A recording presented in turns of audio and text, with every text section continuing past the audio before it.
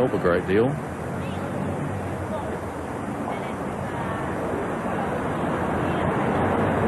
Here's Mark Taylor, his first ball in Test cricket, and he swung away, but straight to the fieldsman. So Mark Taylor having a bowl out there.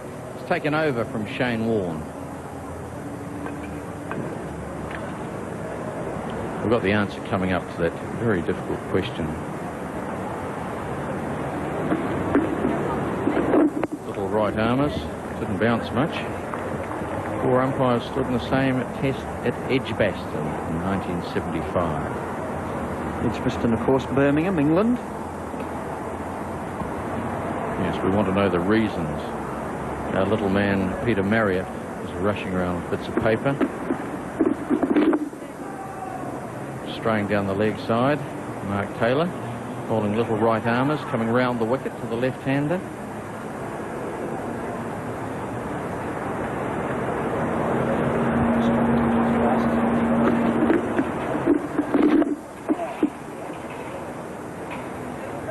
Straying.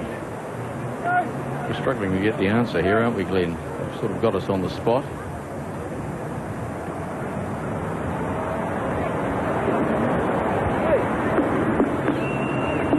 Oh, wild delivery, and that's crashed away for 4. It may struggle to go all the way, in fact, and David Byrne is going to catch it just inside the boundary. The runners, well, Mark Greatbatch out at point. Comes back for a third for John Wright. And Mark Taylor concedes his first runs in Test cricket. The Ubex MVP will be announcing that before the end of the day. That's the score, as it were, after the first test. Ken Rutherford, his marvellous performance. Oh, full toss from Mark Taylor. And that's driven by Deepak Patel. That may be 4. It may just be overhauled. No, it won't be. So 4 to Deepak Patel. Mark Taylor, not a great over. His first one in Test cricket, 201 for 6.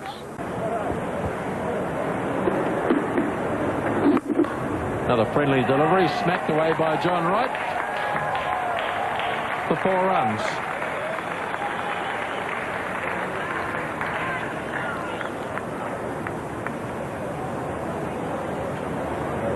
John Wright prepared to hang in there at this stage. There's some easy runs here for John with part-time bowlers bowling.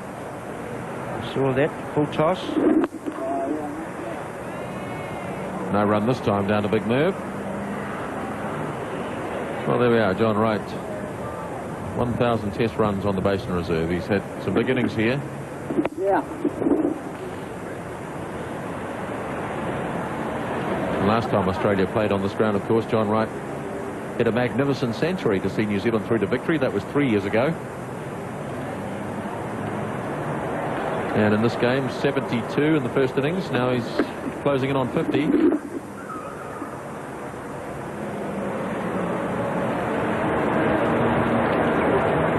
Taylor is definitely a part-time bowler. Not a lot of, doesn't get a lot of turn. Probably relishing the chance to have a turn. Wright swings it away again, clear of any fieldsman, and this will be another 4.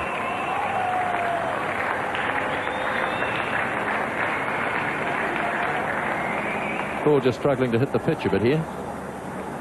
As he's managing to bowl a couple of full tosses and over, and John Wright knows how to deal with those.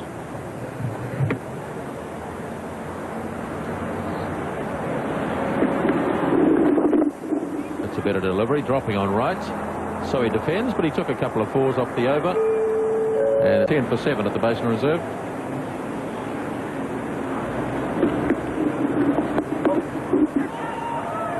Oh, Healy might have dropped that.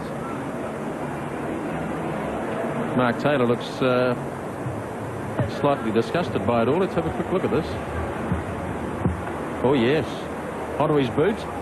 And then he can't pick it up.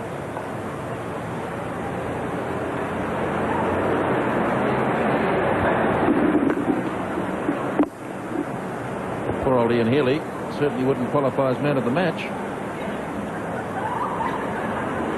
Well, you've got to have a dog, don't you? Normally associated with a rugby match, but we'll take anything.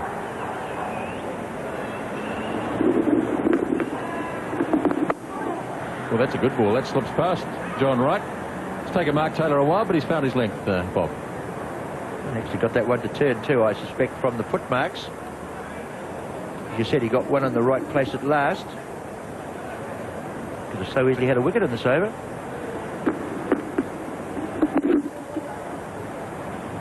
And don't forget that at the end of the match today, we'll be announcing the UVIX MVP. Ken Rutherford leading at the moment after that fine double in Christchurch. John Wright and Danny Morrison.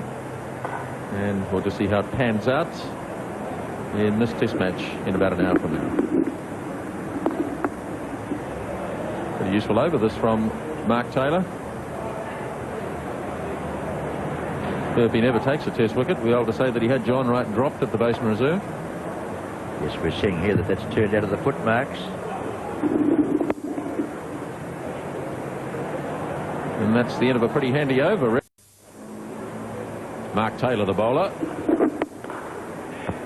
John Wright looking for another test 50. I just wonder, when it comes to the most valuable player, whether Tony Blaine's name will come into contention. But he kept well in that innings. He's played very well. How was that? Well, he's certainly one name that'll be right up there, isn't he? Danny Morrison with his 7 wickets. Martin Crowe with his innings in the first innings. And, of course, John Wright now with 70-odd in the first innings and approaching another 50.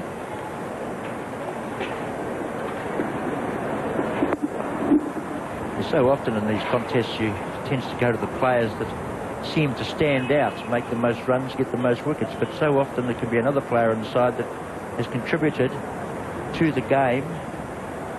And I felt Blaine's innings had a big impact on this game in the second innings. Well, he's clearly the best of the 2 wicket-keepers in the game too. He didn't concede any byes. Ian Healy's really struggled in this game. But Tony Blaine was very competent, compact, wasn't he, behind the stumps? Took 2 very good catches.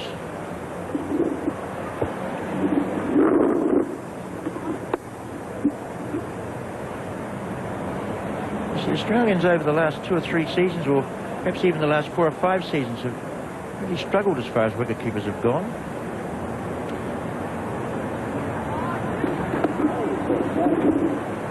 Another maiden over bowled by Mark Taylor to